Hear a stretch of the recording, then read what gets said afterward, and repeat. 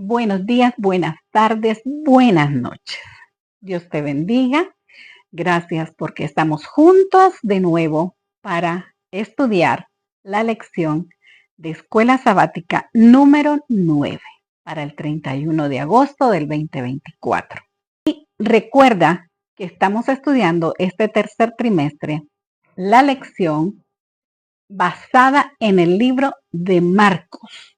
Durante todo el trimestre hemos ido estudiando capítulo por capítulo las lecciones que Jesús nos dejó a través del Evangelio de Marcos. Ayer recibí un regalo muy especial. Esta Biblia maravillosa, que es la nueva traducción viviente, la quería con todo mi corazón y la iba a comprar, pero ayer me llegó de regalo especial de mi hija y le agradezco con todo mi corazón. Esta lección 9, quiero invitarte, como siempre, a suscribirte a mi canal. Aquí te dejo el link para que vayas y te suscribas y des clic a la campanita de notificaciones, la actives para que cuando yo suba un video a ti te llegue un mensaje. También te quiero pedir que me dejes un like. De esa manera, muchas de las personas conocidas tuyas y que tienes en tus redes sociales van a tener acceso al video.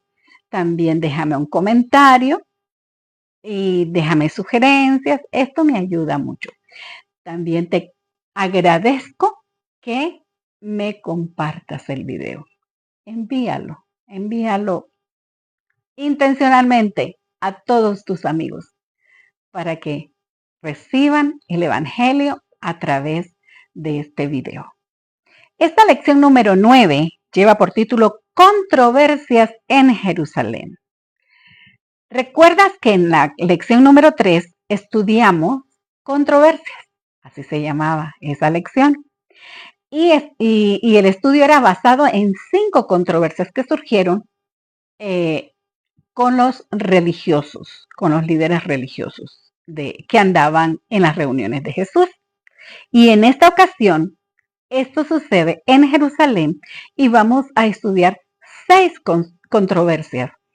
Estas 6 controversias que siempre surgen con los líderes religiosos, el Señor las utiliza para enseñarnos, para instruirnos en los asuntos fundamentales de la fe y de la vida cristiana, de las cosas comunes de la vida cristiana. Por ejemplo, nuestro texto para esta semana dice, y cuando estén orando, si tienen algo contra alguien, perdónenlo, para que su Padre, que está en los cielos, perdone también sus ofensas. Esto se encuentra en Marcos 11, 25. Así que bienvenido al estudio de esta semana, número 9, con el tema Controversias en Jerusalén. La primera parte de nuestra lección lleva por título La entrada triunfal. Y voy a compartir contigo lo que se encuentra en Zacarías, en el libro del profeta Zacarías, el capítulo 9 y el verso 9. Alégrate mucho, hija de Sión. Da voces de júbilo, hija de Jerusalén. He aquí tu rey vendrá a ti, justo y humilde, y cabalgando sobre un asno, sobre un pollino, hijo de asna. Me encanta ver cómo es tan detallista la profecía, porque de Jesús a Jerusalén, Marcos nos narra en el capítulo 11, en el verso 1 al 11, cómo Jesús dio todas las instrucciones. Jesús envía a sus discípulos a determinado lugar a traer un pollino, hijo de asna. Ellos van extrañados, pues saben que eso es propiedad privada. El pollino no les pertenecía, pero Jesús manda a ellos y ellos obedecen. 500 años antes del nacimiento de Cristo Jesús, el profeta Zacarías predijo así la venida del rey de Israel, así como lo hemos escuchado en Zacarías 9:9. Esta profecía se iba a cumplir en ese momento, cuando Cristo Jesús entra a Jerusalén montado sobre un pollino. El que siempre había rechazado los honores iba a entrar a Jerusalén como el prometido heredero del trono de David. Jesús manda a los discípulos a traer ese pollino y ellos obedecen. Y esta es nuestra lección de hoy. Jesús manda y tú obedeces. Jesús manda y yo obedezco. Necesitamos comprender eso, porque los discípulos se asombraron cuando Jesús los mandó a traer un animal, propiedad privada, propiedad ajena, pero él sabía lo que estaba haciendo. Cuando Jesús mande, no lo interrogues. Tú ve y cumple lo que Jesús manda porque Él tiene algo bueno para ti. La segunda parte de nuestra lección lleva por título Un árbol maldito y un templo purificado. Y Marcos, en el capítulo 11 y el verso 12 al 26, hace una narrativa de dos acontecimientos. Estas dos situaciones, citadas por Marcos, son bastante atípicas en Jesús. Porque Jesús no andaba por ahí maldiciendo, no andaba por ahí tirando las cosas. Todo lo contrario, Jesús andaba bendiciendo, Jesús entregaba amor a los demás. Pero esas situaciones las permitió Jesús para enseñarle lecciones a sus discípulos. Y hay una lección muy importante que nos quiere enseñar en la higuera. Yo aprendí mucho esta semana porque yo me quedaba en el día en que él maldijo la higuera. Y ese día en que él maldijo la higuera, a mí me confundía porque yo me ponía a pensar, ¿por qué la maldijo si estaba llena de hojas y no tenía frutos? Porque en realidad no era tiempo para dar fruto. Pero cuando Dios hace las cosas, las hace con un propósito. Y era un propósito muy, muy especial y grandísimo. Miren lo que dice en el capítulo 11, verso 20.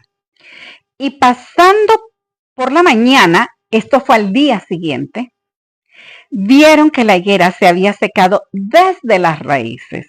Entonces Pedro, acercándose, le dijo, Maestro, mira la higuera que maldijiste, se ha secado. Respondiendo Jesús, les dijo, y esta es la gran lección, tened fe en Dios.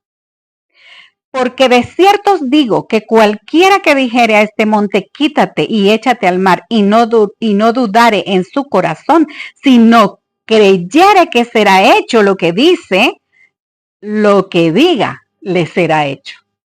Dime si no es una gran lección esta. Definitivamente el Señor nos enseña que debemos de hacer las cosas con fe. Por supuesto, Él utilizó la higuera, pero cuando nosotros declaremos cosas con fe, nos van a ser hechas. Así que aprendamos esa lección maravillosa que Dios nos da. Y la otra lección es que cuando Jesús va al templo y encuentra que ese templo, en lugar de ser una casa solemne de oración, es un mercado.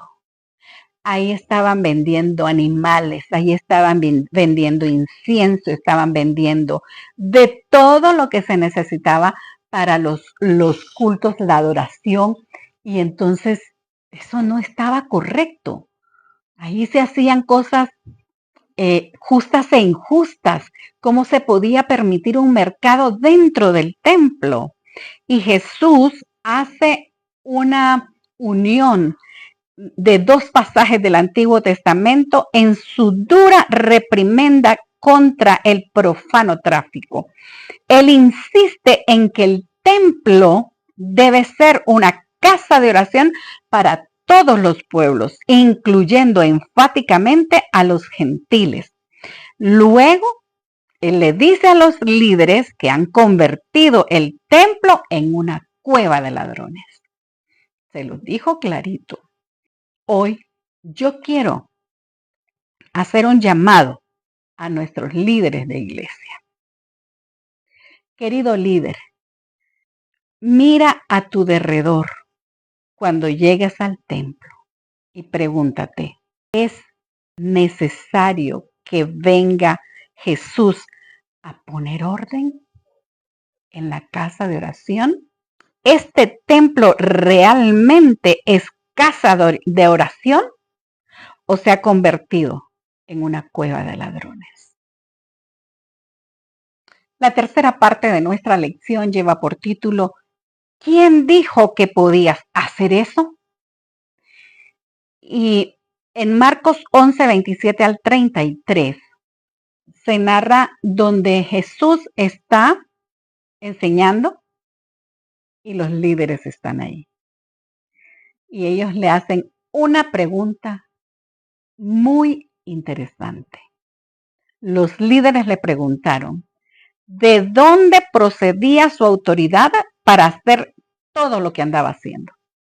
Pero ellos no querían escuchar la respuesta para saber la procedencia del poder. Ellos querían entrampar a Jesús. Ellos no querían escuchar la verdad.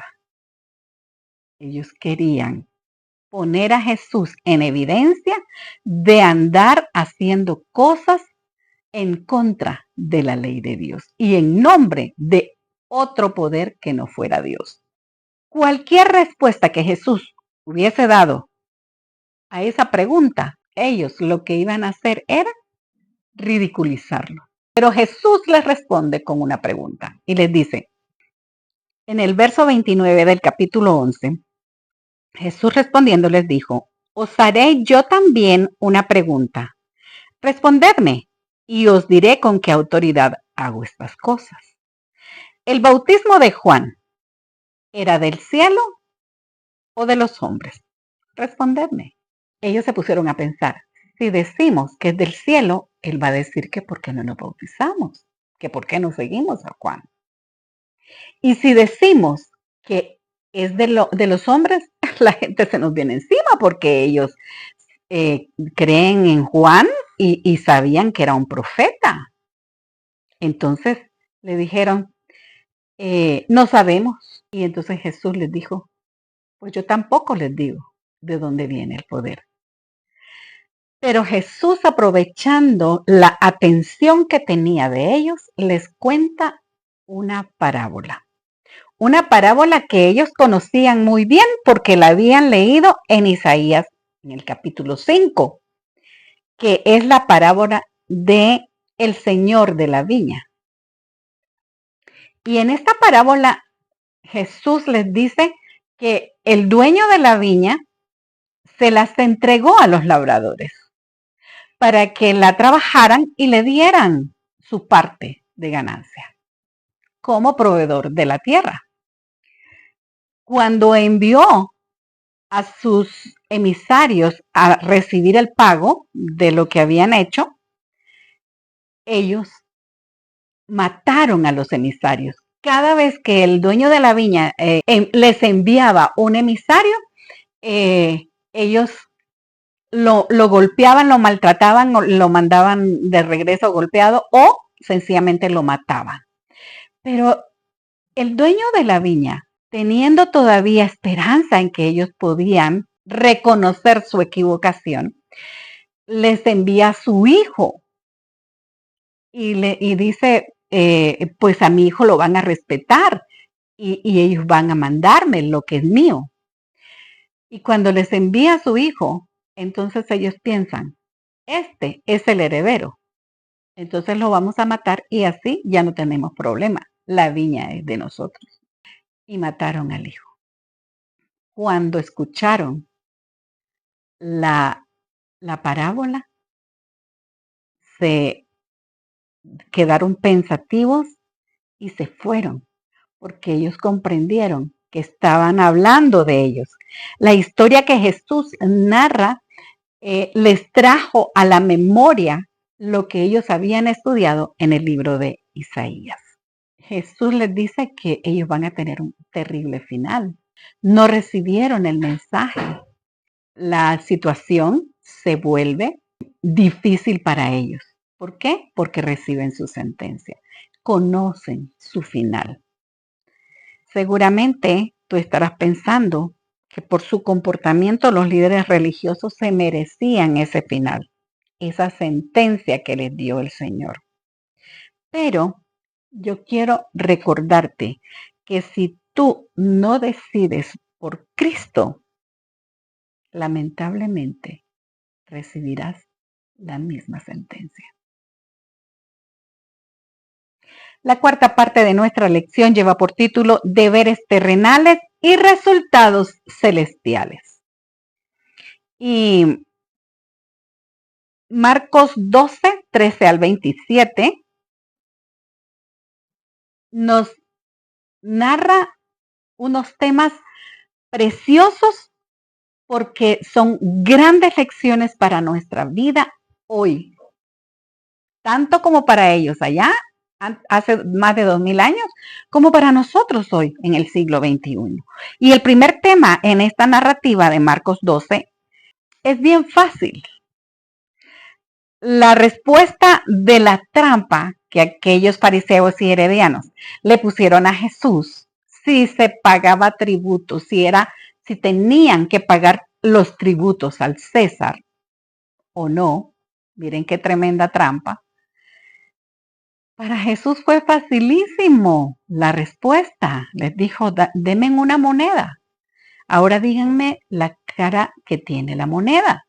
Pues le dijeron, es la cara del César. Entonces den al César lo que es del César y a Dios lo que es de Dios. Y ellos se quedaron maravillados, con la boca abierta, como decimos ahora, ¿verdad? Pero luego viene otro grupo, los saduceos, y le plantean una situación que tiene que ver con la resurrección, algo que ellos mismos no creían. Los saduceos no creían en la resurrección, pero como la verdad, las preguntas eran trampas y no precisamente medios para conocer la verdad, muchos de nosotros usamos eso ahora. Preguntamos y preguntamos, pero no es para conocer, sino para meternos en trampa a los que andamos predicando. Pero el Señor nos ha enseñado cómo salir de eso, así que la próxima vez ten más cuidado. Los saduceos era un grupo sacerdotal que aceptaba solo los 5 libros de Moisés, o sea, solo el Pentateuco, como la escritura. Así que no creían en la resurrección de los muertos. Y de acuerdo con la ley de Moisés, a fin de preservar la propiedad dentro de la familia, cuando un hombre moría sin dejar descendientes, su hermano debía de casarse con la viuda y el primogénito resultante de esa unión era considerado legalmente como hijo del difunto. Y este es un tema bien controversial porque muchos estudiosos han llegado a la conclusión de que en el cielo no va a haber matrimonio. Queridos, sinceramente, el sábado yo escuché un sermón de una predicadora y me quedó grabada una cosa. Ella dijo, las buenas dádivas Dios las da para siempre. Y el matrimonio es una buena dádiva. Creo yo, y esto no está escrito, cuando Dios instituyó en el Edén el matrimonio, fue una buena dádiva. Y creo que es para siempre.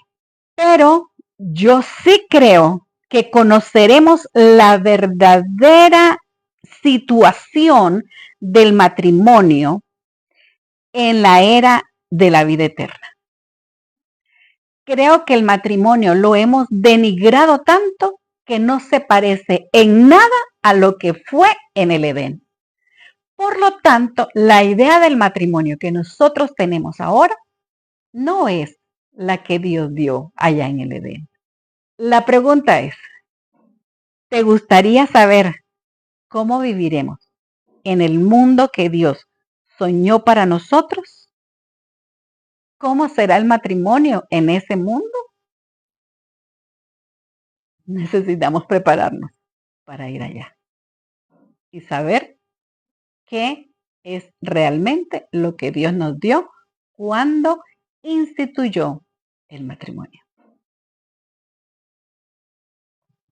La quinta parte de nuestra lección lleva por título El mandamiento más importante. Y por favor, yo quiero que pongas mucha atención a esta parte, a este día de estudio. Está basado en Marcos 12, 28 al 34. Había un escriba dentro de la multitud que estaba escuchando a Jesús. Y el escriba estaba anonadado de escuchar las respuestas que Jesús daba a esas preguntas tramposas de los fariseos, los herodianos, los saduceos, inclusive los escribas que andaban ahí. Pero este escriba hizo una pregunta muy sincera. ¿Cuál es el primer mandamiento? ¿Sabes que hoy día hay muchos cristianos honestos que no están lejos del reino de Dios? Yo quiero compartir contigo esta respuesta de Jesús.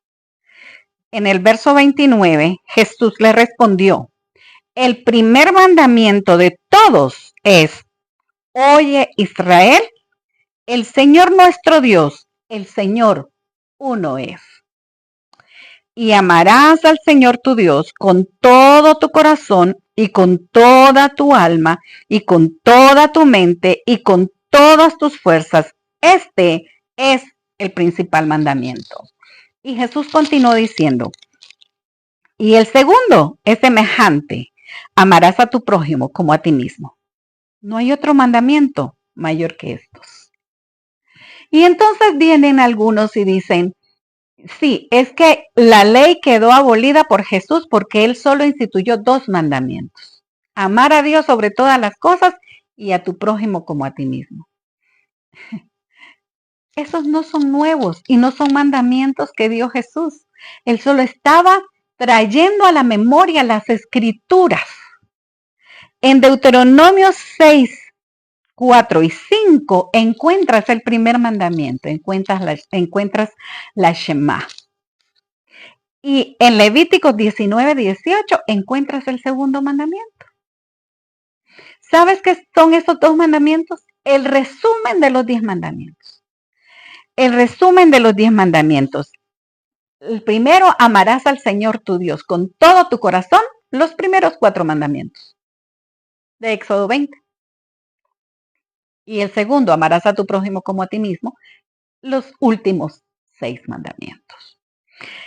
Pero Jesús hizo un comentario interesante acerca de este escriba amigable, como la lección le llama. Este escriba, Jesús dijo, no estás lejos del reino de Dios. Y esa respuesta es muy, muy interesante. ¿Por qué razón?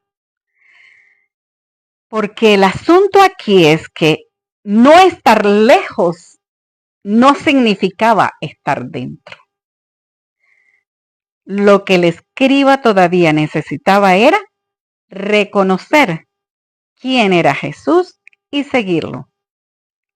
Un paso adicional en el camino de la fe. Es posible, querido, que tú seas un cristiano honesto, pero necesitas dar el siguiente paso. y ser un cristiano salvo. ¿Cómo? Pues mantén a Jesús en tu corazón y conócelo todos los días para llegar a ser semejante a Él. Esta es la obra que tenemos que hacer todos los días.